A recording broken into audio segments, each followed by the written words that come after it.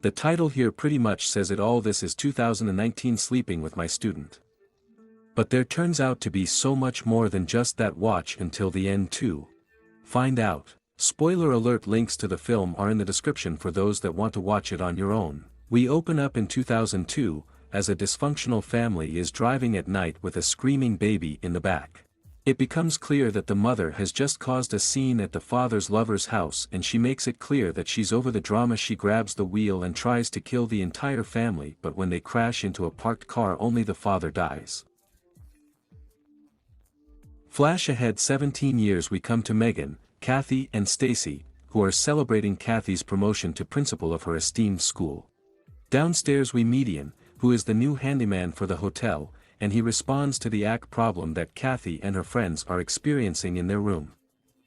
As the three friends talk about Kathy's separation, they try to convince Kathy to go have fun on their Girls Weekend, but they're interrupted by Ian, who goes to check their act.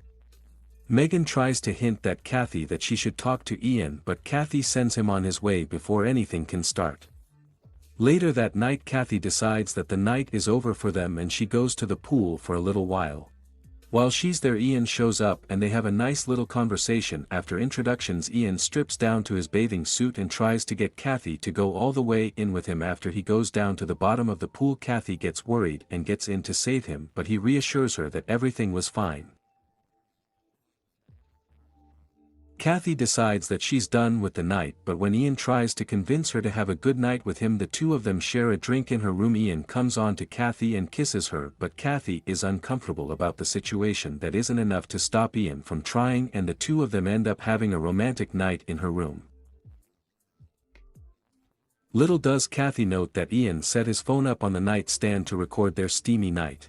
The next morning, Kathy wakes up to a rose and a note from Ian that says he'll never forget their night.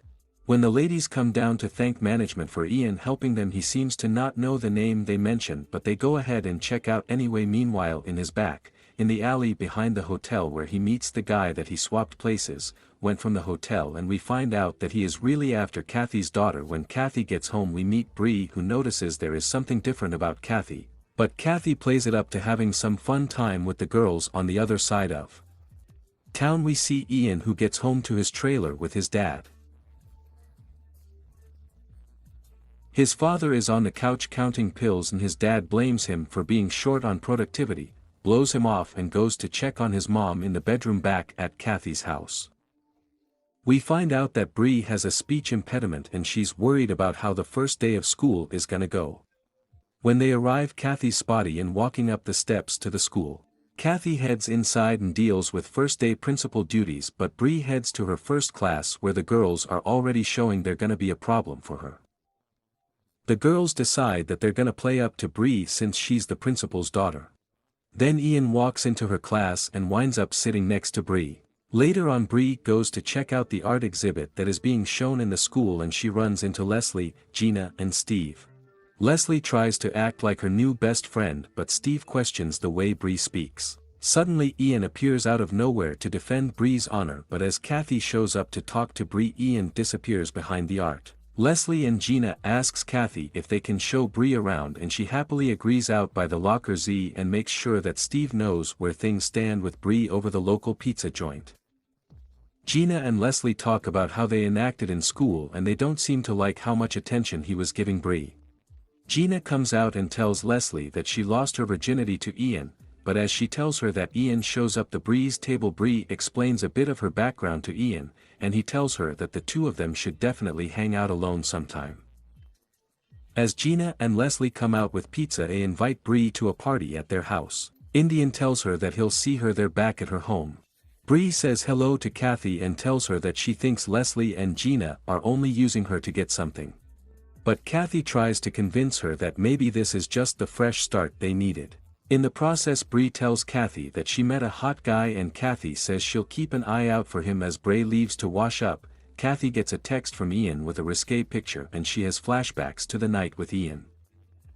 The next day at school, Bree asks Ian if something can happen between him and Gina, and he promises to smooth things over with her so there are no problems. As the two of them go into their English class, they are spotted by Kathy, and Ian stares her down the whole time. When Kathy gets back to her office, she asks her assistant about Ian and she tells her about his troubled past at other schools. She ends up calling her friend Megan to come over that night and help her figure out how she's gonna handle this Ian situation. After school, Bree asks Ian why he's trying to get with her and he plays the connection card. Perfectly inside the school, Kathy looks out her window and spots the two of them talking, and she grabs her purse to go get Bree. As she approaches the couple, she tells Bree that they need to leave early, but Bree still gets to introduce Ian once and the car. Bree asks what's wrong with Ian, but Kathy can't give any information that is too personal. Bree takes it that Kathy has just heard some gossip and she can respect her mother for it. Back at Ian's home, he checks on his mother and he shows his mother an article about Kathy. He tells her that his plan for revenge is working perfectly and he still plans to save Bree. In a flashback, we see how the father said that he never cheated on her except for the one time, and her eyes go solemn once again back at Kathy's house. She keeps reliving that night with Ian, but then there comes a knock on the door. When she opens it, she sees Bree's father Ben and he asks her what's wrong. Kathy tries to play it off like she just had a disagreement with Bree, and she asks if he thinks they should tell Bree everything about why they split. After he disagrees and explains how telling her about an affair that happened years ago wouldn't help the situation. Bree comes out and says goodbye to Kathy. As soon as Bree and her father leave, Megan calls Kathy and she makes her come over. Immediately, meanwhile, Ian is parked in a ditch outside of Bree's home and he waits for Ben to pass him before following them to an Italian restaurant. Once there, Ben tries to communicate with Bree, but she cuts straight to how Kathy was unreasonable about some things. In the middle of their meal, Bree catches sight of Ian and she leaves Ben to go see him back at Kathy's house. She tells Megan about Ian being one of her students and how he's in a relationship with Bree at the restaurant. When she talks to Ian about the day he tries to convince her to still hang out with him instead of listening to Kathy. The more he compliments her, the more she falls under his spell. Suddenly Ben comes around the corner and Bree introduces the two. Ben doesn't seem impressed and the two of them go and finish their dinner. Once Ben and Bree arrived back at Kathy's house, he tells her how he met him at the restaurant and Kathy tells him that she's already told Bride to stay away from him. Ben agrees wholeheartedly and he heads out. That night, Kathy wakes up and heads to her garage to grab a knife. She goes for a drive to the school and she heads to Ian's locker. When she puts the combination and she plants the knife in his locker and closes it back up. The next day, Kathy reminds Bree about not singing in, and the two of them go their separate ways. During the day, a locker check is performed, and the security guard finds the knife in Ian's locker. When he goes to Gideon, Ian tries to explain that he didn't do anything, but when he pulls him out to his locker, he blames Kathy for planting it there. Kathy takes him to her office and tells him that he has to leave Bree by or she'll make him pay. Ian swears to make her pay as well though. He explains that he got all of his information to track her from her social media accounts and he shows her that he recorded their whole night. He demands $50 by the end of the week or he'll post the video of their night together. She refuses to pay him and ends up expelling him from school. After the guard escort seeing off school property, Gina catches sight of him leaving and she chases after him in her car. When Kathy ends up telling Bree about expelling Ian, it drives the wedge between them even bigger.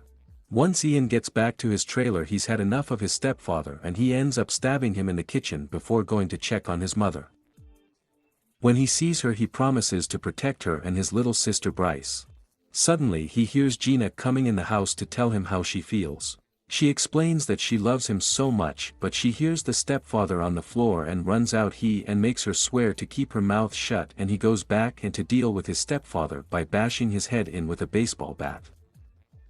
The next day, Kathy tries to defend herself to Bree before they get to school, but it isn't enough to make her forgive her. Ian shows up later and pulls Bree to the side, but Gina spots them once in the auditorium. Ian tries to get her to skip class with him and he swears that he has something important to tell her. Once Kathy hears that Bree is absent, she goes to ask the teacher about Bree and Gina steps out to tell Kathy about Ian taking her earlier. Once Kathy steps out, she calls Bree and Ian answers. He tells her that the only chance she has is to go get all of her money and valuables. After sending Kathy a picture of Bree, Ian takes her on the road and explains what he knows. Ian tells Bree that she's his little sister and Kathy is the reason that their dad is dead. Meanwhile, Kathy gets to her house and gets Megan to help her gather all valuables.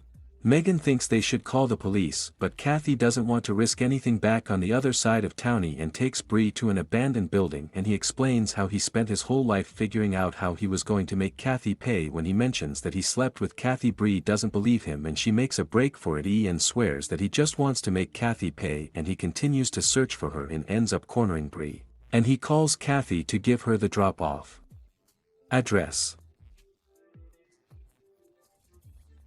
Kathy brings the valuables in Megan and she heads in to make the transaction. When she goes upstairs to talk to Ian, she finds out that he's a child of the man she slept with all those years ago, and Bree can't believe it.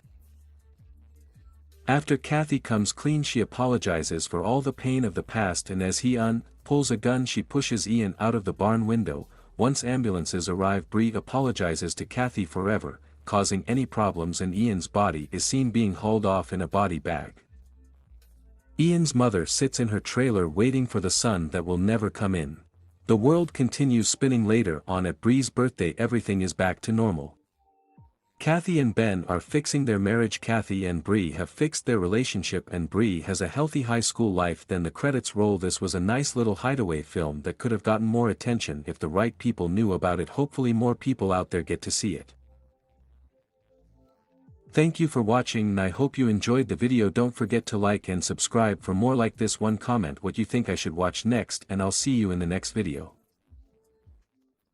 Asian.